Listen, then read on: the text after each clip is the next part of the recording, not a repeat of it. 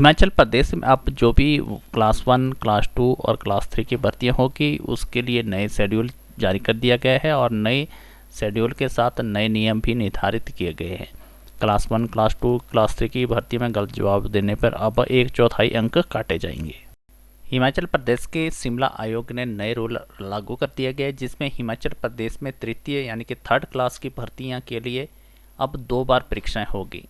Class 1 और class 2 के लिए पहले से 2 बार परीक्षाएं होती थी, लेकिन अब 3rd क्लास के लिए भी दूसरी बार परीक्षा ली जाएगी। अगर आप परीक्षा में गलत जवाब देते हैं तो आपको 1/3 पहले नंबर काट दिए जाते हैं, अब 1/4 नंबर कटेंगे। राज्य लोक आयोग ने वीरवार को अपना व्यवसाय प्रक्रिया को लेन देन के बाद 2023 की नई अधिसूचना जारी कर दी गई है।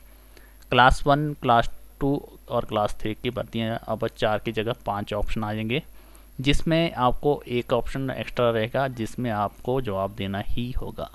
अब नए रूल के आधार पे आपको जवाब देना ही होगा। अगर आप जवाब नहीं देंगे तो आपकी नेगेटिव मार्किंग होगी।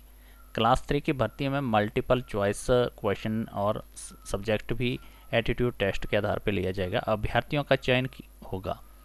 अगर आप पहली परीक्षा में पास हो जाते हैं तभी आपको दूसरी परीक्षा में बैठने का मौका दिया जाएगा। कर्मचारी आयोग ने CCTV कैमरे जहाँ पे एग्ज़ाम सेंटर होगा वहाँ पे अनिवार्य कर दिए गए हैं। क्लास 3 की भर्तियों के तहत अभी तक एक ही परीक्षा अभ्यर्थियों को देनी होती थी। पेपर लीक होने के बाद अब कर्मचारी आयोग भंग हो चुका है, उसके उपरांत ही नए नियम बने हुए हैं। इस श्रेणी के तहत परीक्षा होगी और सरकार ने इस श्रेणी की भर्तियों का जिम्मा लोक आयोग को दे दिया है। आयोग ने नए नियमों के तहत क्लास 3 की भर्तियां करवाएगा और इसकी प्रक्रिया भी उन्होंने शुरू कर दी गई है। क्लास 3 की भर्तियों में अब क्लास 1 और क्लास 2 की तरह 2 परीक्षाएं होगी। लिखित परीक्षा में मल्टीपल चॉइस क्वेश्चन होंगे और दूसरे में सब्जेक्ट एटीट्यूड टेस्ट होगा। इन 2 परीक्षा में 100 के अंक रखे गए हैं। 35 नंबर प्राप्त करने होंगे पास होने के लिए। जब वो कैंडिडेट 35 अंक प्राप्त कर लेगा तभी दूसरी परीक्षा में उसको बैठने को दिया जाएगा। इसके आधार पर भी मेरिट लिस्ट बनेगी। MCQ परीक्षा की मेरिट आने के बाद अभ्यर्थियों को दूसरी परीक्षा में ही शामिल किया जाएगा। मल्टी चॉइस क्वेश्चन परीक्षा के 4 की जगह अब 5 विकल्प रखे गए हैं। 5वें जो विकल्प रहेगा इसमें कोई भी नहीं है, ये जवाब रहेगा। अगर आप 4 विकल्प में से कोई ठीक नहीं होता है तभी आप 5वें को चुनना कर गोला लगाना होगा। सवाल को अगर कोई अभ्यर्थी खाली छोड़ देता है तो नेगेटिव मार्किंग होगी। 1 और 2 की भर्ती की तरह नेगेटिव मार्किंग पहले होती थी, लेकिन अब क्लास 3 में भी नेगेटिव मार्किंग का नियम को जोड़ दिया गया है।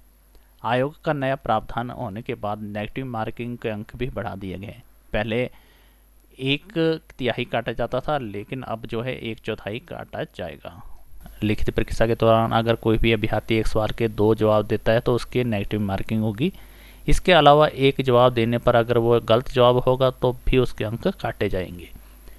प्लेसमेंट टेस्ट में 30 अंक का होगा और इसके पास होने के बाद ही वो दूसरी परीक्षा दे सकता है।